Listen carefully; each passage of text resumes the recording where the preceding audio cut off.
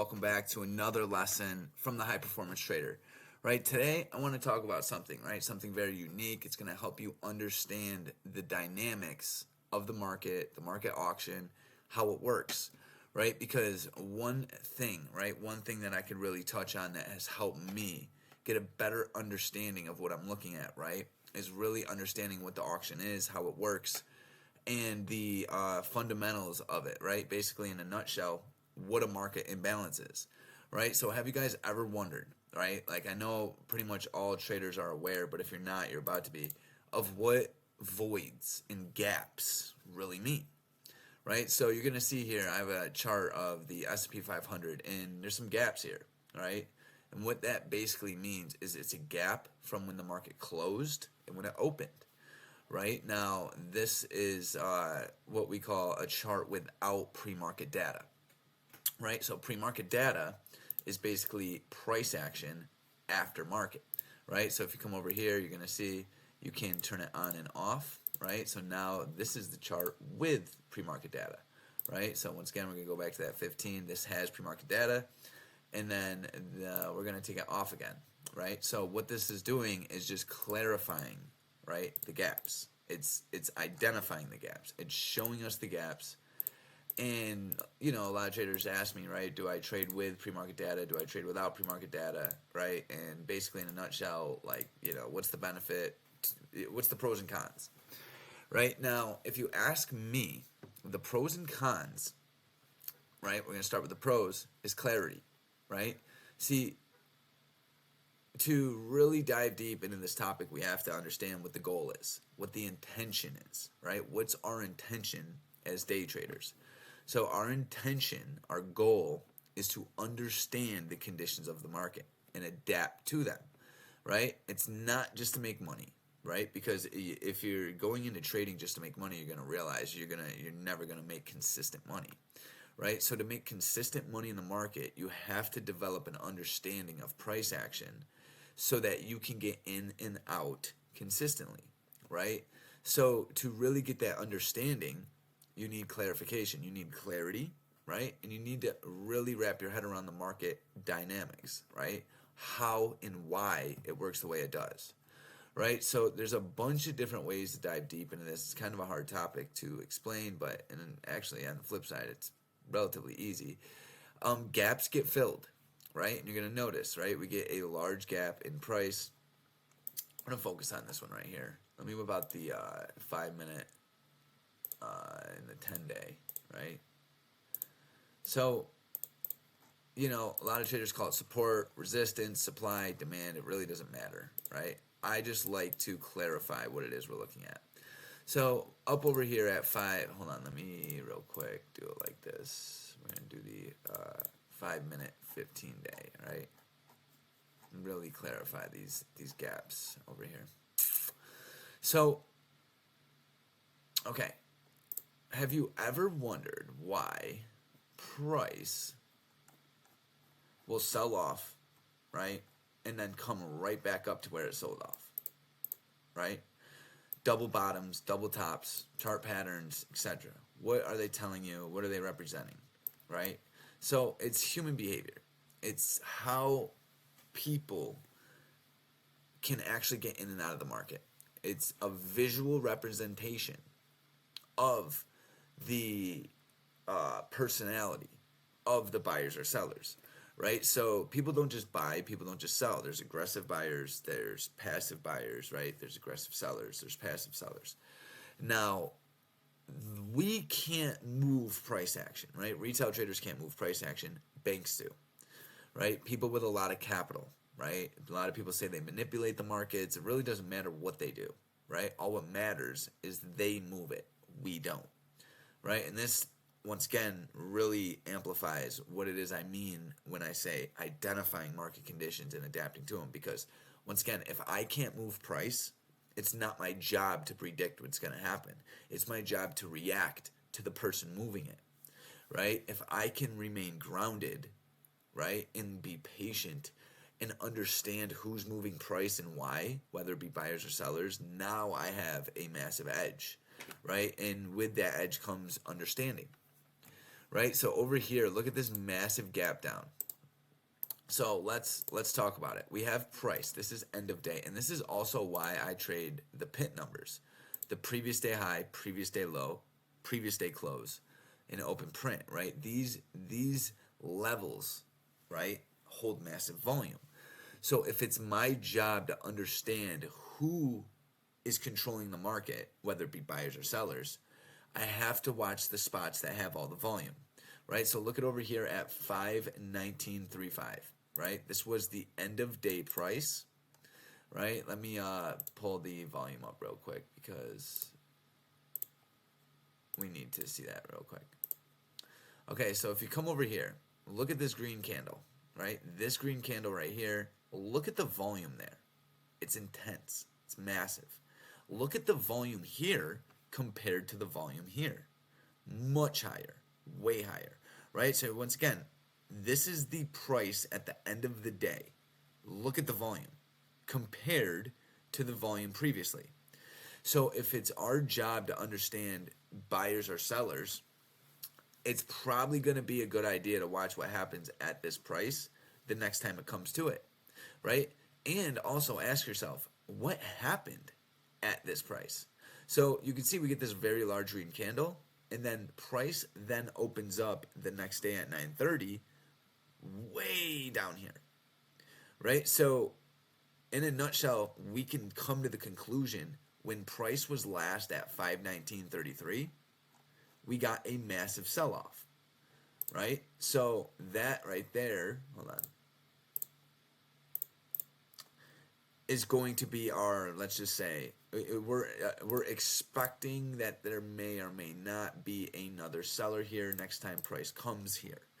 But to understand why this level is so important, right, is the volume. The volume is what makes it important. The volume is what tells us, hey, this is a level of interest. I don't know if price is going to come back here, but there's a really high chance that in the next day or two or three, price is going to revisit this level. This is what we call the gap fill, right? This is how we can visually, right? We can understand, hey, there's a void in price from 519.50 all the way down to 513. There was a massive seller, right?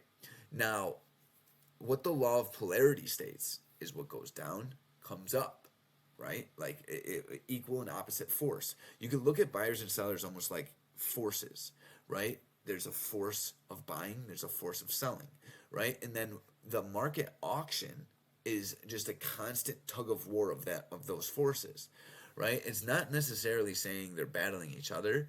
It's they need each other, right? So once again, to dive deep into the dynamics of the auction, for every buyer, there must be at least one seller, right? For every seller, there must be a buyer, right? Agreeing on price. Now, the aggressiveness of the buyers or sellers, meaning there's 10 buyers, only one seller, but that first buyer is willing to pay a price, and then the buyer behind him goes, no, listen, I'll pay more for it. Then the buyer behind him goes, no, I'll pay more than him, both of them. And then the buyer on top goes, listen, I'll pay the most. So that right there is what we call aggressive buying, which causes price to increase. Now, why does price increase? Because the demand for that commodity increases, right? People are willing to pay more for the commodity, right? Usually as a result of not wanting to miss something, right? FOMO, right? I always think of Bitcoin when it was ripping up, like skyrocketing, right? People just want to buy. Listen, I don't care what it is. I just want to get in it because people don't want to miss out. See, FOMO drives the market. It's insane, right? People don't want to miss. They don't want to miss out. So when people hear of things, right, usually it's too late, but this is, they buy. Now think about it. When people are buying, who's selling? Large money. Large money is liquidating their positions, making their capital, right? See, so once again, for every buyer, there's a seller. For every winner, there's a loser. Law of polarity, right? So this is a universal law. It's not just with the market. It's what goes up, comes down. With every bad scenario in your life, there's a good scenario in your life, right? There's a time to laugh. There's a time to cry. There's a time to eat. There's a time to sow, right? There's a time to sow. There's a time to reap, right? This has been written in the Bible over 2,000 years ago. These laws have been around since the beginning, right? So once again, the market didn't create this law. This is just a law of the universe. So with that understanding, right, once again, the understanding of the dynamics of the market, right, there has to be an equal transaction, and so we have these forces, buyers versus sellers. So now you have to ask yourself, right, how can we measure these forces, right? Because once again, our job as day traders, right, to make money consistently, we need an understanding of who's currently in control appropriate to the trade we're trying to take, right? If I'm trying to take a scalp, I'm not going to look at the 4-hour trend, right? If I'm trying to make a swing trade, I'm not going to look at the 1-minute chart. See, you have to you have to be aware of the position you're trying to take and the way you're measuring the market, right? I made that mistake for a very long time. We're in an uptrend on the daily time frame, and I'm over here trying to scalp. You have to be, once again, aware of what you're measuring and how that correlates to the position you're trying to take. Okay, so we get this massive gap down, right? Now, the market moves in two ways. In an order way, right? It has order, right? Where it's structure, it's break, it's retest, it's break, it's retest. This right here is very orderly, right? This is an order uptrend. This is a trend that has order, right? We're making consistent higher highs. We're making consistent lower highs, right? This is order. See, break, retest, break, retest, break, retest, right? Now, okay, that's order. What's the other way? The other way is chaotic, right? And there's a bunch of different ways to measure this. This is chaotic, right? This is, price is just ripping back and forth. It's not respecting any levels. So once again, we need to understand what sort of conditions we want to trade in and what meets our criteria to even put on a trade, right? The big issue I had for a long time was I was trying to force trades. I was trying to, just make things happen just because I was addicted to the thrill, right? I was conditioned. My body was mentally, physically, chemically conditioned to get in a trade. So I would then force trades when the conditions of the market didn't meet my criteria, and the result was inconsistent results, right? So you have to become aware, once again, of the price, the dynamics, right? How it's moving, and what you need to see to make your money, right? So once again, let's bring it back to the gap here. So we get this massive gap down. So we could say, right, just to develop an understanding that there's let's just say there's a seller here that, he sold off aggressively at this price, $519.33, for whatever reason. He has X amount of shares he wants to get rid of at this price. You can see this area has kind of been the supply zone for the last couple days, right? Now, once again, this is how we need to be formless while in the market. We can't marry specific prices.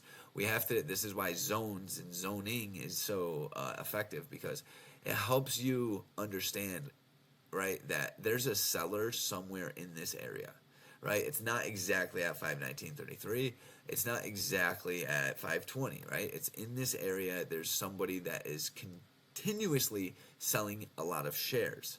So we get, every time price comes up into this zone, look, we're getting a sell-off. It starts small, small, small, very large. Comes up, very large sell-off, right? So that's our, what we call supply zone, right? Area where there's more supply than there is demand. This is also an area that's called the market imbalance.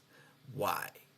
Okay, so it's an imbalance between supply and demand. See, when price is in a range, right, that is what we call balanced, right? The market's never really perfectly balanced. There's always, going to be a little bit of a greater force, whether it's sellers or buyers. But just to, kind of bring clarity on the topic, the balanced market, I guess you could say, is more of a, back forth in a range. And then the imbalanced market, meaning there's one of the sides, one of the forces is stronger than the other, right? So I'm constantly telling everybody in my group, right, hey, I'm trying to capture the market imbalance. And what that means is the price action from demand to supply. And it's whatever you call demand, it's whatever we call supply, right? It's once again just a way to understand the dynamics of the auction, right? There, you could say there was a large supply zone up here, and then on the flip side of the coin, you could say this is a very large demand zone. Every time price comes into this area, buyers tend to show up, right? Now, what's amazing about the candlesticks is it doesn't matter the time frame, right? You can identify these levels of interest on any time frame. I mean, the 4 hour, the 1 hour, right? And all what you're doing is looking for areas, right? Like this is a little demand zone here, right? This is a little supply zone up here, right? See, once again, it's just all about identifying an area where price is rejecting. Now, the only purpose of this is to help you understand who is in more control at these levels. Do you want to go long in an area where you're constantly getting selling? No. Do you want to go short in an area where you're constantly getting buying? No. That's it. Because once again, it's our job to identify who's in control of the market and trade with them, right? So just to clean up or finish up what we're talking about with this gap here, we get this massive gap. Now, a lot of traders, you know, the way I want to trade this is I want to identify a bit more strength off another critical level, right, which is going to be open print, right, because open print is another level that has a mega amount of volume compared to the rest, right? Let's take a look at that. If we whip out the volume here, this is the end of day, this is the open. This is a lot of volume compared to the rest. Is it as high as end of day? No. But look, it is still massively large compared to the rest of the candles, right? I mean, it's all the way, it's super high compared to the rest. So this is an area I want to identify a chart pattern at, because whoever's in control at that level, once again, is going to give me a clue, right? So, okay, Josh, but that's a red candle. Why'd you go long? Great question. So I'm going to tell you where I went long first, right? We get the gap down, price comes up above it. Does these three candles represent anybody taking control of the market? For me, no. I don't have enough yet. I don't have a break. I don't have a retest. I don't have any structure, right? And then as price rips up, comes down, comes back above it, this is our battle, right? These first 5 candles are our battle, and then price comes down for a retest, and then we go long on this candle, right? And there's a couple other factors like the 9D EMA, right, and etc. There's really great risk at this level because, once again, if the market looks like this, right, and I take the market long, and I'm using open print as my guide, that means I only have to risk maybe, I don't know, to the bottom of this candle to realize my trade's not correct. This is why I love trading critical levels. They offer a great risk reward because whoever controls the level, right, is who I want to trade with. And it doesn't take a lot of price to move for me to realize I'm wrong, right? So risk reward is the most important thing with trading. Develop a strategy that implements great risk reward. So in this trade, I'm targeting the gap fill. Price is ripping up, right? But I have to really learn how to identify other areas of value as well, right? So we got this low from the previous day, right? And then we also have this little inflection point, right? So as a day trader, right, I have to be hyper aware of these levels because I'm only trying to capture an intraday move, right? Once again, I can't be ignorant or naive to the point where I go, oh, well, the demand's here, supply's up here, I'm just going long and going to hold until it hits. See, I can't think that way, right? That's being very ignorant. I need to watch the levels from the previous day as well, right? And once again, I want to see these levels be defended in a bullish fashion. This means no lower lows. This means holding the 9D EMA, right? Once you can see we came up to this point, sold off, right? In this candle was, this green candle was pretty much ignored, right? It was a great way to realize this trade was no longer going in my favor. But Josh, you said voids always get filled. Why didn't it get filled? Great question.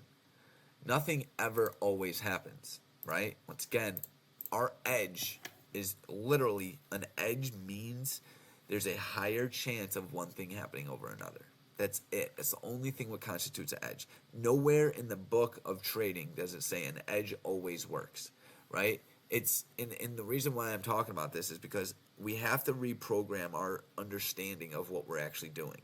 It's not our job to be green every trade. It's not our job to be green every day, right? It's our job to understand the market and develop systems and processes that help us achieve our goal of consistency, right? So I just need to have a great understanding of what it is I'm trying to do, and then contain my ego, my fear, my greed while doing it. Now, once again, if I'm in this trade and I'm up 70% on this trade, and I want to take profits in a structured fashion, this would be a great spot to start thinking about taking profits, right? Or develop systems. But what I'm getting at is the reason why a gap didn't get filled is sometimes the market doesn't do what you want when you want. Notice the gap did get filled. It just took another day, right? Check it out. So think about it. Large money is going to continuously do it. They wanted to grab more orders down here. That's all that tells me, right? They wanted to grab more orders, more orders, more orders, more orders until their demand finally exceeded the force of supply, which started to cause price to rally. And then notice here, once price breaks this level of resistance, boom, skyrockets all the way up there. So I hope this video really helped you guys understand the dynamics a bit more of the auction, of how it works, right? There's a bunch more stuff we could dive into. I'm working on a course that is ties the universal laws to trading. You guys are going to love it, right? Make sure you hit a like, subscribe. If you want to get involved with the Discord, hit the links below.